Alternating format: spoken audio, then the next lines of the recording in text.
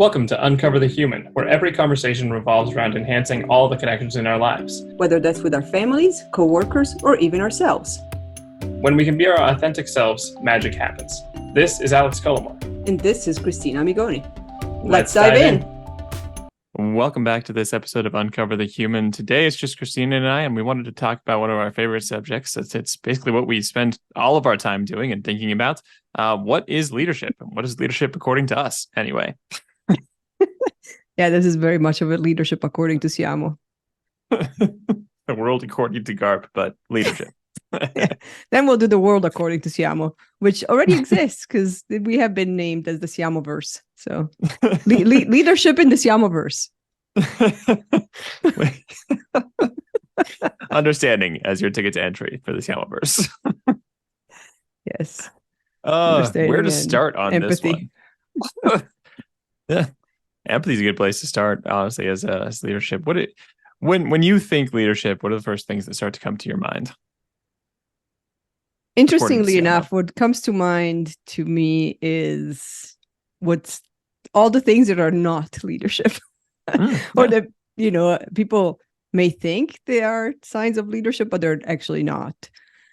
So some of the pressing ones are having to get all the credit, or even some of the credit, or the credit at all, needing credit for things to be done. That's not leadership, according in the Siamoverse, at least.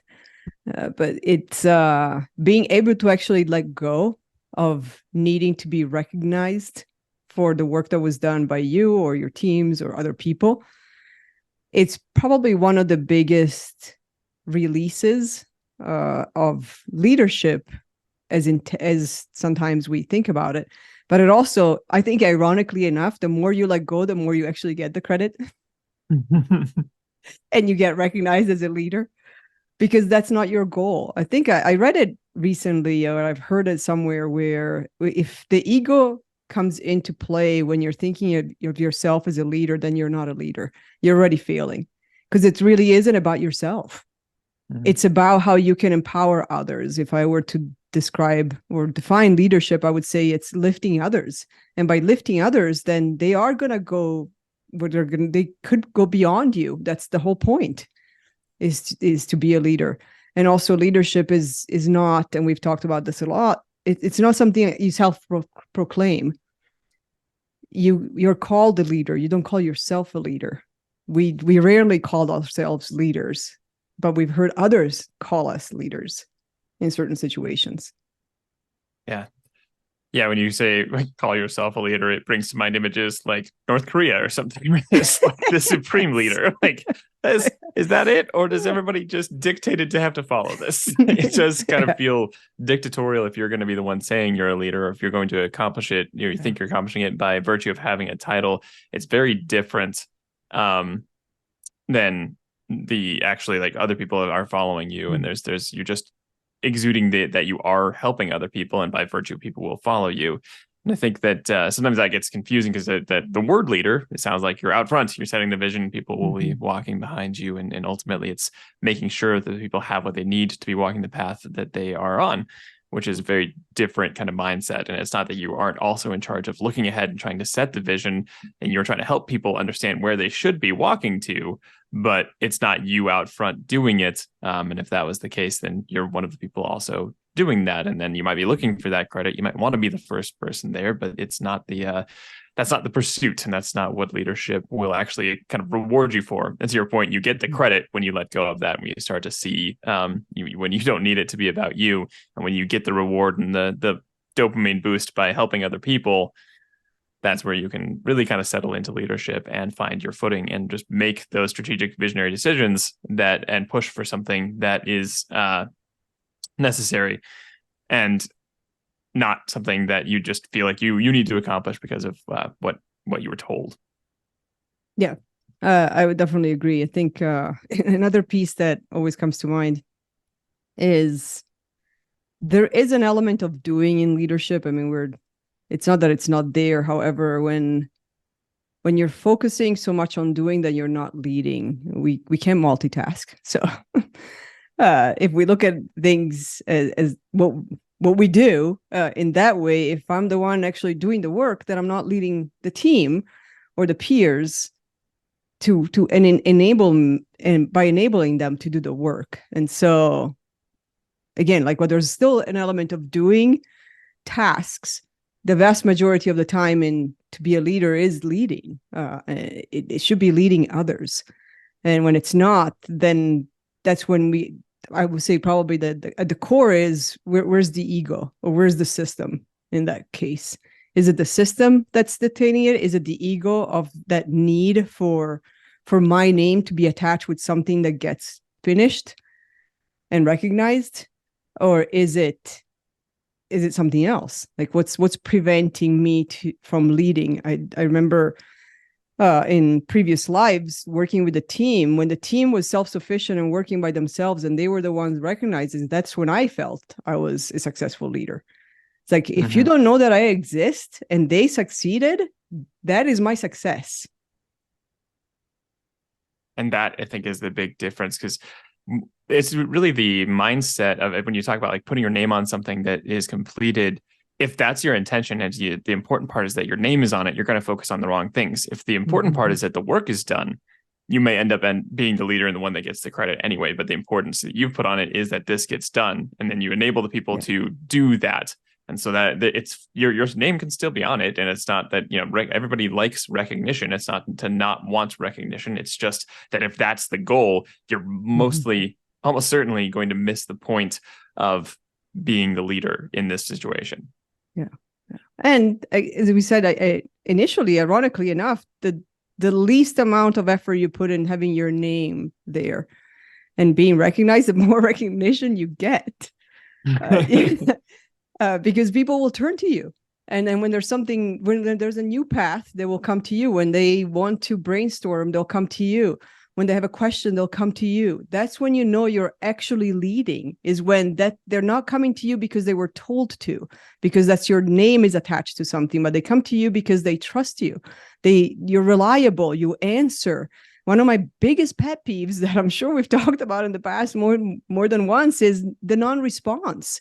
When people send out an email or a message, it's like, at the very least, it's not about having the answer. It's not about making a decision.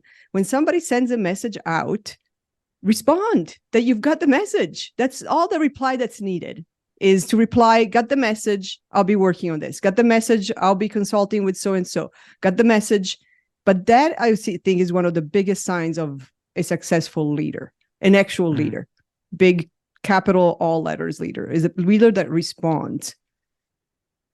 Yeah, what comes to mind as you're saying that is that these behaviors are all exhibited based on like a core mindset. That's a great example of a behavior that it means that you're in touch and you're trying to support and understand the people that you're leading. You are responding. You know what it might feel like not to have a response. You just want to have closing that loop, whether you have the answer there or not, and knowing that it's your responsibility in the enablement of those people to find some of those answers or to help connect them to people who can provide those answers, whatever it is. I think that's a great behavior that is the result of having the mindset where you are there to enable the success of the overall team.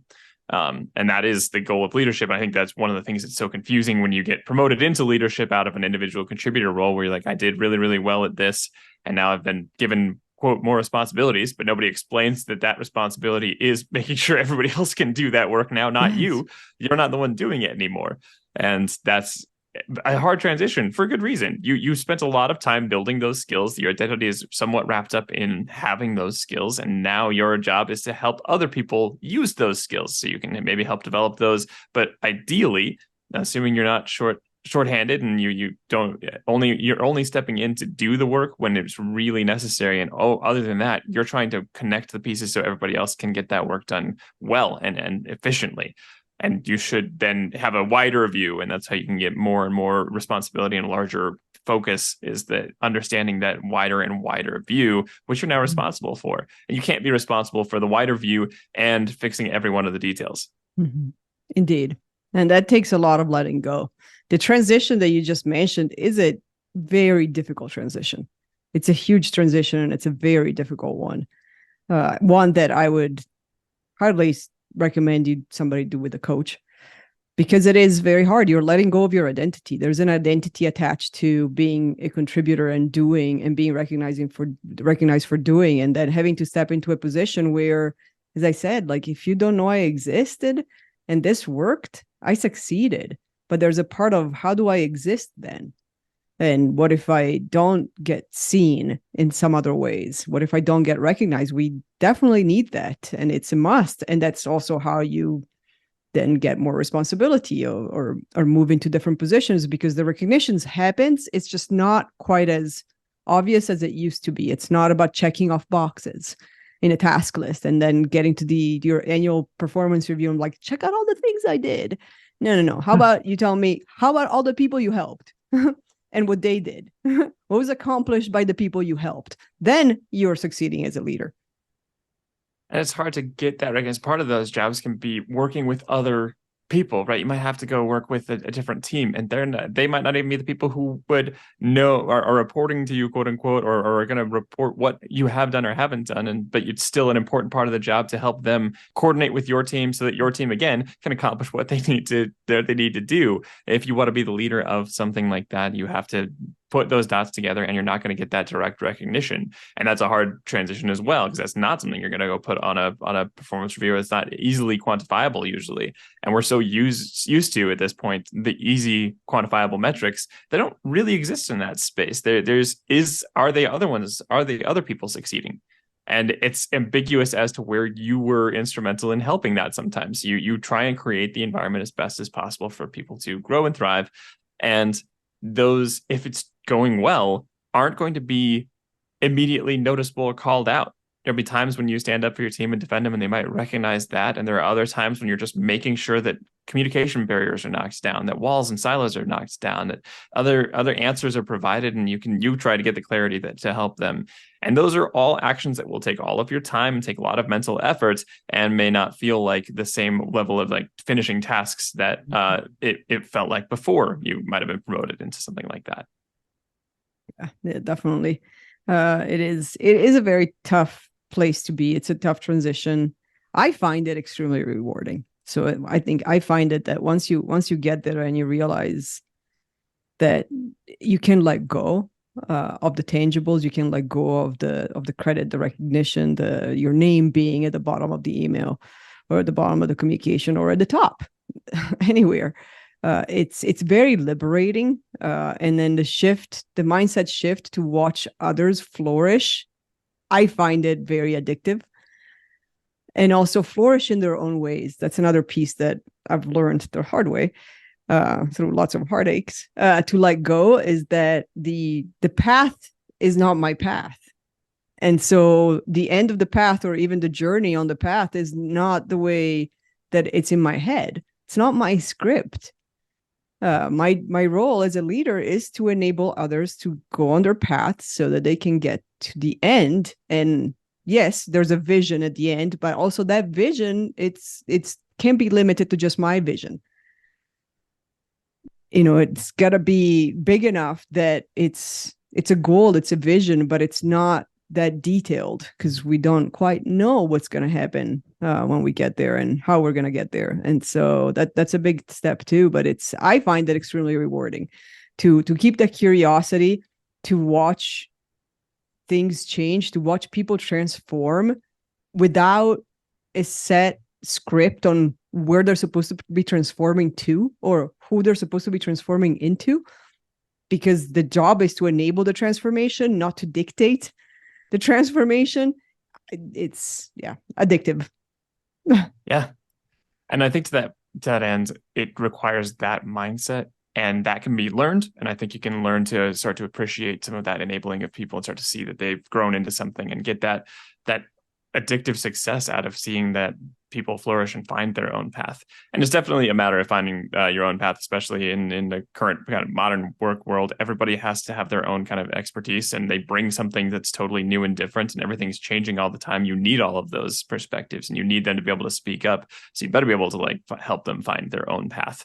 And that's going to be the one, as right as we can feel like we are, as we can feel like we have the right path forward, We still need all of those other inputs. And even if we were right this time, the next time we're going to need other people's input. The next time we're going to need this. And if we've shut them down before, now we're not getting there. And so you have to be playing this larger and larger game. And so I think it helps a lot just to be in that mindset of helping people find their own path, because then you have a team that can go be dynamic and flourish and do the things that need to be done. And when it takes, I think, either I wonder sometimes if it's a specific personality that you're kind of more born with, where you get that understanding, or if it's something that can be more learned. My instinct tells me it's a little of both. You might have a leaning and there's the ability to learn it over time.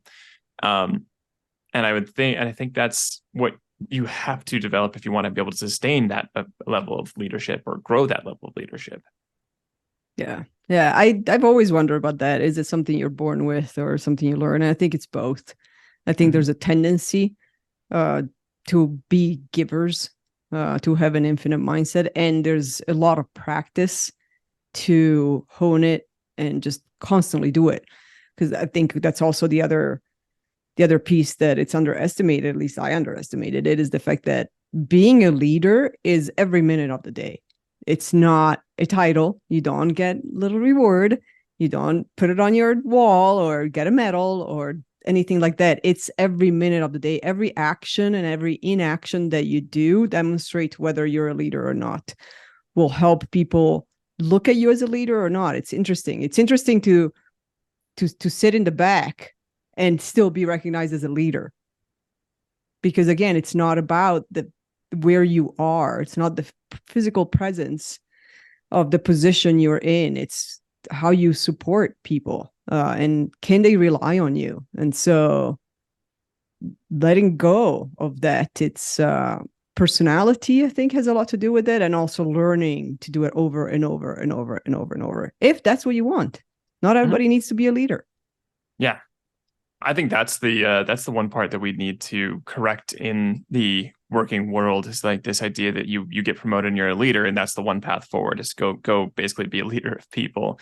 It's just this mindset and this like enabling of people. It works for people that want to do that, and they can be really successful and influential at helping it if they have that mindset of helping the people, seeing the larger picture, continuing to connect the two, and continually reinforcing everybody on their path. To your point, that doesn't mean that has to be of interest to everybody. That's just what we in the Siamoverse, and according to leadership, according to Siamo world, would say makes you successful in the leadership position. And there's no need for that to be what you get out of this. But if you want to be a successful leader, or what you have to become, it's just, if you wanted to become a successful leader, you'd probably have to embody some of these mindsets and to be successful at that. And it's okay not to want that. And we need to find paths for people not to feel like they have to be a leader to advance, to grow, to learn. If you want to learn that skill, great. Absolutely. Jump in, do your best to kind of be curious, stay open, and understand these dynamics we're talking about lack of recognition and gaps, and just knowing that you have to set that larger vision and continually grow people. Absolutely. Go learn and develop those skills. I just wish there were more paths forward so people didn't feel like that was the only thing they had to do, because everybody is necessary. Part of that leadership job is understanding that all of the different ways that people engage in work, the different ways they can provide their expertise, and unlocking the maximum ability for them to deliver that is the job of the leader. And that's all different paths. Let people have that other path. Let them, like, if they're really excellent at strategic thinking and they suck at delivering that, find a way for them to maybe flourish in that without having people that they have to maybe manage or immediately connect to. Find a way for that to be valuable to people.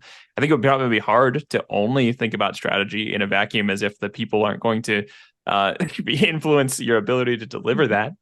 So just find those paths where there is a chance to contribute the way that you want to contribute, because these are certainly like Siamoverse leadership skills. And I think the ones that you'd have to develop if you wanted to be successful as a leader. Just don't feel like that has to be the only path. Yeah, definitely. Yeah, leadership is a behavior. It's not a title. It's not a business card. It's not a name at the bottom or at the top of the email. It's a behavior. And it's a relationship. I love the book that actually is about leadership. It's a relationship. Like, without other people coming to you, there's no leadership, really. You can definitely lead yourself, and that's a big part of leadership, is the self-leadership. but it's letting go. It's knowing that even as a titled individual contributor, you can still be a very influential and successful leader, because it's about the behavior.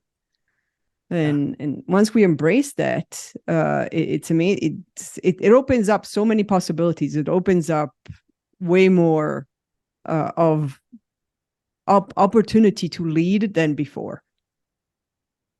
So if you're looking for the confirmation that you can or would do it, like look for those signs, because it is not about the title. And I think I can definitely point to many examples in my career, both who I would reach out to and who I've been reached out by, where I was not the leader on the team, or I was not reaching out to the leader on the team because they were not receptive to whatever I was trying to do. But I knew somebody on the team who was, and they were happy to connect the dots, and they were happy to go make whatever conversation needed to happen. So I would reach out to that person, or I would be reached out to when I was not the leader on the team, because that was just like they weren't going to be able to either get a hold of it.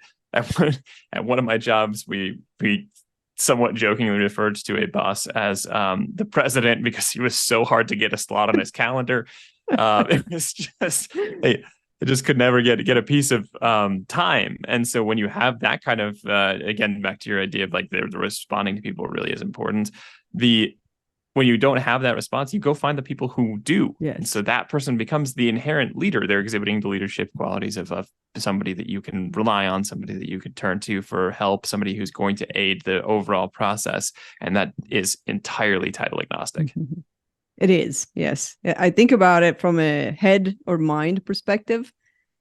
People, at least I've seen on the receiving end, also on the giving, on the following end, I would say that it's about a heart, not a mind. So you don't look at people as leaders because the mind says so, based on org charts, titles, whatever. It's a heart thing. The heart pulls you towards the people that are helping you as a leader. And those are the leaders, because that's where your heart goes. And that's because on the receiving end, it's the people that make sure that I'm seen, that I'm valued, that I'm supported. Not just when it's convenient for them, but when it's actually convenient for me. Mm-hmm. And so a big part is that making sure people are heard and meeting them where they are. If somebody's saying something and it's requesting something, respond. Clearly passionate about the respond, but not just respond as in like, well, yeah, maybe, we'll think about it. Just evaluate, like, what do these people need? And it's not what they need. It's not about what I think they need. It's what they need is what they're saying they need. It's that simple, actually. Mm-hmm. Yeah.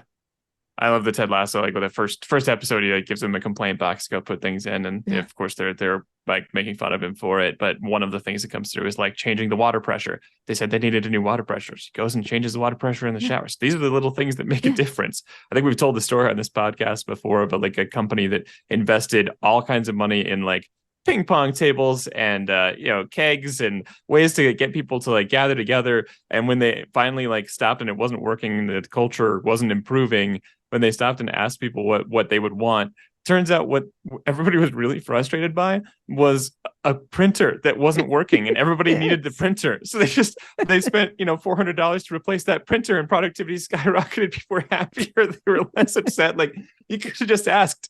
And it might be something like that, or just listen to the little things that are going on. And I think it does take that mindset, because you can think to yourself, well, I just need to accomplish this goal. And you might look at your team and be like, they don't seem to have the skills to do this. I could just, let go of these 3 people and try and find those skills. And that might be successful for that particular initiative one time. But what you've sent to the rest of the team is you're disposable. Like, you're not going to get the engagement for people. You've shown that you don't care about their growth and their ability to deliver on this. And then this one goal was worth sacrificing whatever to go do. So these messages you send constantly are the other best why leadership is a behavior. You have to send all of those little messages and then watch for what you're sending, because you'll inadvertently put your foot in your mouth all the time. But it's about having the intention and having the desire to have those move forward in a productive way. And if you continually look at the people, they'll come and have your back, and they will find the way to go make the other things happen. And that's why in the Siamoverse, it is so people focused. It's not just because it is makes people a lot happier, and we're going to reduce burnout this way. But it's also the only way to accomplish large scale goals and have that kind of influential leadership that will change the world. Yeah, it is. I like the Siamoverse version of this.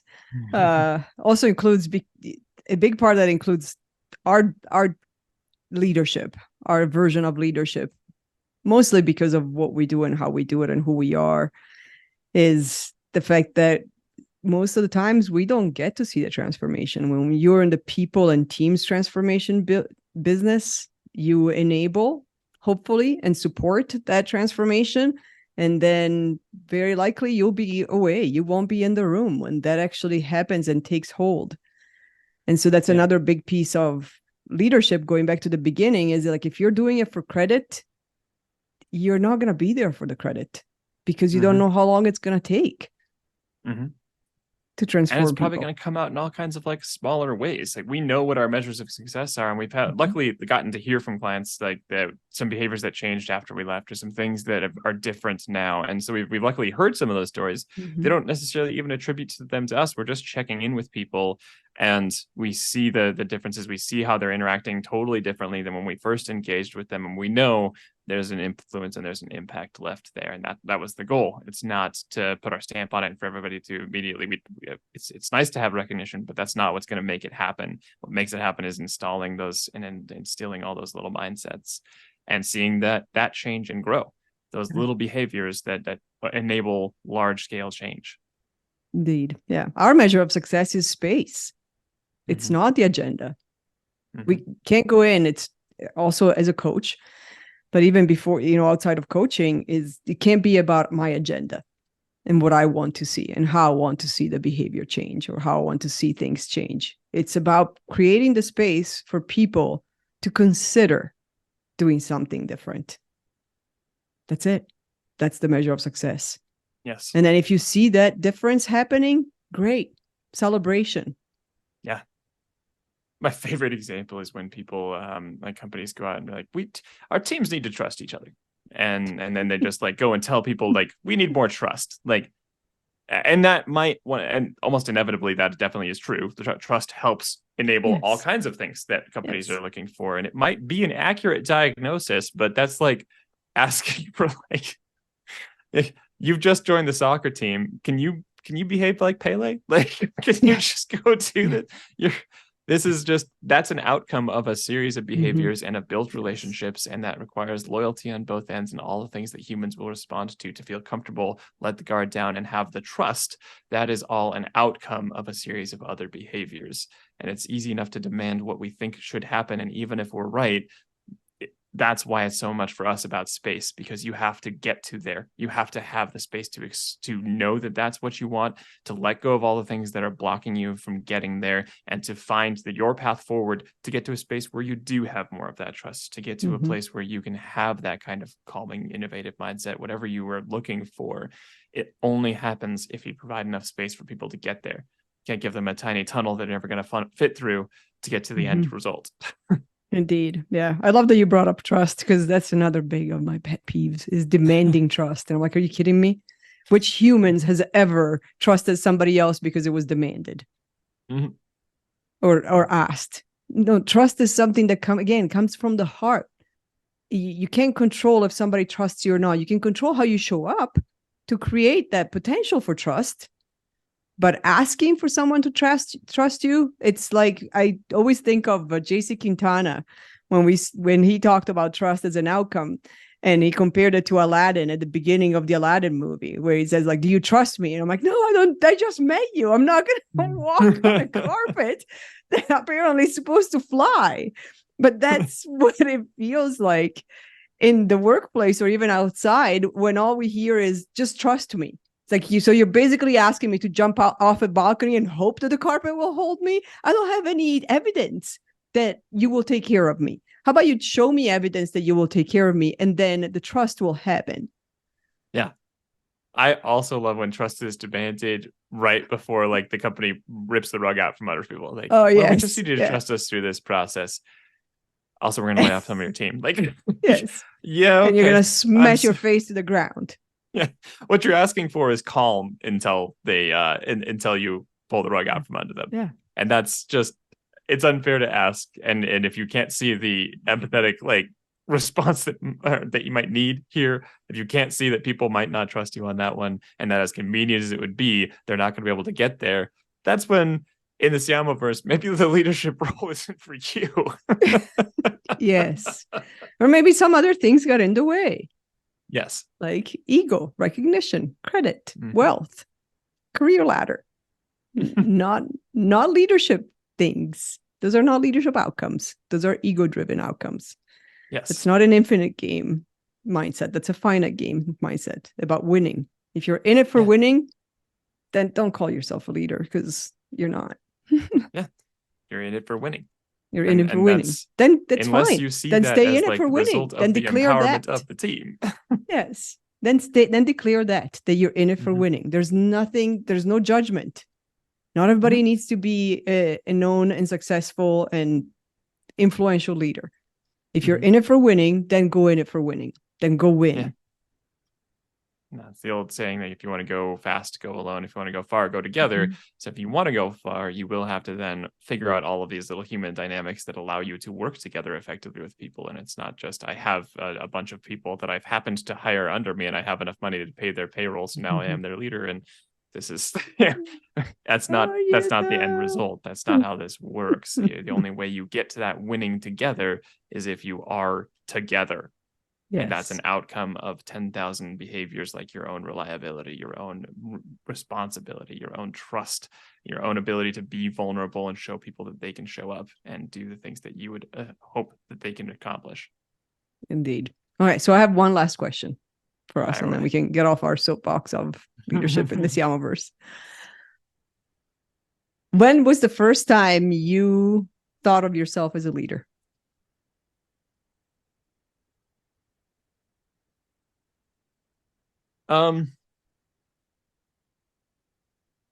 It was actually, it entirely caught me by surprise. I didn't think of myself this way.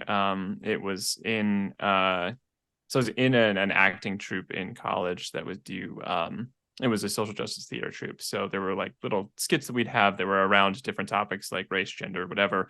And there would be a chance for audience members to go interact and try and change the scene a little bit. So it was acting, it was improvising, it was giving people a chance to practice having hard conversations in the things that we inevitably see in life. We see people, step on racial lines or make insensitive comments or treat genders differently, etc. So what do you do when you notice that? And instead of being a bystander, how can you practice being a little more active with that? That was the idea. As you might imagine, in most of these scenes, if you are the white male, you don't necessarily you're going to have to go play the antagonist a little bit. You're going to go show people sides of themselves, and you have to play it with kind humanity for yourself and for that character. They're doing the best they can. And it might not be the right thing to do, or it might be totally stepping on somebody else's toes.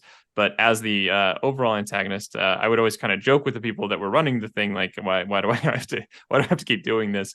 That I knew that it's my role to go and kind of do this and help people see that angle of themselves, see what can change, see how to address somebody like that, and at times let out frustrations at people who act like the people that I had portrayed. And it wasn't until the end of that we were all kind of closing out. They would do kind of a little ceremony thing for the seniors that were leaving that year, and there were a few of young guys who had joined the troupe who were like, I don't think you realize it, but we're all like looking up to you as a role model here, because you play these, you're trying to do this in a like more compassionate way, and you're allowing for that space and that the ability to kind of interact with these hard topics. And I hadn't thought of it that I was just trying to do the work and trying to understand my place in it and let go of my own, ego, and feeling like, man, sometimes I don't want to be the perceived bad guy in this. And I was just trying to let go of those things. And so I didn't see it until like they pointed it out that they had been looking at that as an example for how they could do this work and how they could change that. And so that was the first time I think that I realized that there was some kind of other influence just by showing up and being yourself. And then I would help them with their roles if they had ones and stuff. It wasn't like I wasn't involved, but I'd never thought of that as like leading this. I just was on board with the overall mission of this and wanted to be part of it. And so I ended up, they ended up kind of acknowledging that later. And I hadn't been, again, not seeking acknowledgement, not trying to do it. It just happened by virtue of I was dedicated to it, and they happened to respond to that. And I was so wrapped up in my own experience, I didn't even notice the impact it could have on other people. And thankfully, it was a positive one. That's a great story too. Yeah, that's a great story. But yeah, like you said, it's like when you're not focused on influencing and you're just being yourself, you have much higher chances to actually influence and be seen as a role model. And that's been happening in our leadership program we've been delivering. We're the facilitators, so we're kind of in front of the room occasionally, but that's not what makes us the leader. What makes us the leader is that people continue to turn for us for what's helpful, what's useful. And we're not looking to try and lead. We're not trying to like make all of these people one way. We're just trying to give them the space to interact with all this information, and it's working well. Thankfully, we get good reviews on that, and people have some space there. But I do want to turn that question back around on you as well. What's the first time you thought of yourself as a leader? I would say if I dig back, I probably had hints here and there. But the first time that comes to mind, that's very clear. It's like a photograph in my head. And I know exactly, like I could tell you what the weather was like. And if I think about it close enough, I could probably tell you what I was wearing. But it was in Switzerland at village camps, and I had just started. I was 19 years old. I was an assistant counselor because you had to be 21 to be counselor, and there was just two of us assistant counselors. So I was the youngest there in the staff, I guess, the staff group. And it was, I think, the first week or the first couple of days I was there. One of the activities was to take these group of 10 to 12-year-olds that I was in charge of, or, responsible for, not in charge of, but responsible for, to play soccer down at the gym in the village. And we had to wait for the bus to come pick us up, the van to come pick us up as it was doing its rounds.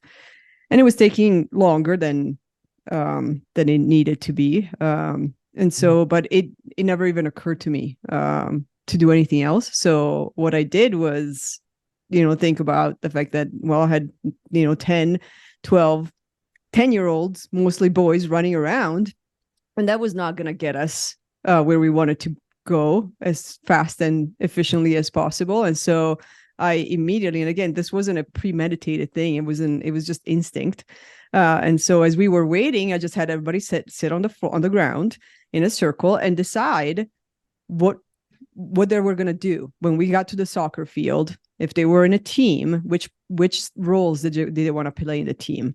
Who wanted to be the goalie? Who wanted to be defense? Who wanted to be something else? Who wanted to maybe be on the bench first and then go in later?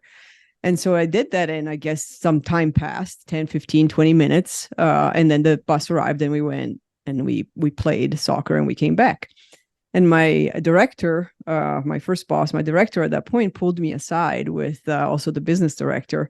And, my first instinct was like, oh, I'm getting fired. This is great. I lasted a week, great. Which is usually my first instinct when anybody says, I want to talk to you, is I'm getting fired. And so I go into their office. First time I've ever got called into the office of the boss. And they say how they had noticed what happened earlier that day because their windows were facing the front of the parking lot where we were doing it.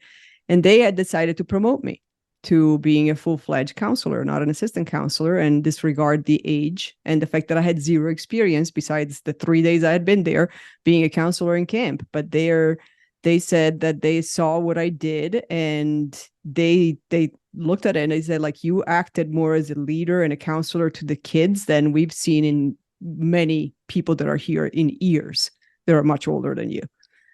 And so that was the first time that I realized, maybe I was leading, I guess. But this is more of a hindsight. Like looking back, I recognize that episode as leading. At that moment, I was like, okay, I was just doing what made sense to take care of the humans that I was taking care of. Responsible for.